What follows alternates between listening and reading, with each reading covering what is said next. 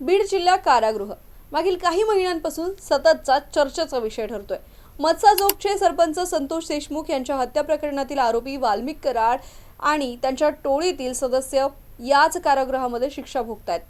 Valmik कराडला कारागृहामध्ये VIP treatment मिळत असल्याचा आरोप विरोधकांकडून नेहमीच करण्यात आला होता आणि या जेलची राज्यभरात त्यामुळे चर्चा रंगली होती। आता विधान परिषदेचे विरोधी पक्षनेते अंबादास दानवे यांनी वाल्मिक कराडबाबत खळबळजनक दावा केलाय। विधान परिषदेचे विरोधी पक्षनेते अंबादास दानवे यांनी छत्रपती संभाजीनगर येथे पत्रकार परिषदेमध्ये विविध मुद्द्यांवर भाष्य केला। मंत्री धनंजय मुंडे यांना कृषी विभागातील कथित घोटाळ्या प्रकरणी उच्च न्यायालयाने क्लीन चिट दिली। याच बाबत विचारले असता अंबादास दानवे यांनी हा खळबळजनक दावा केला। कृषी विभागामध्ये नैतिकदृष्ट्या घोटाळा झालेला आहे। आताही वाल्मिक कराड जेलमधून सर्व काही हँडल करतो आहे। माझ्या समोर बसलेल्या एका व्यक्तीला जेलमधून वाल्मिक कराडचाच फोन आला होता, असा दावा अंबादास दानवे यांनी केला आहे।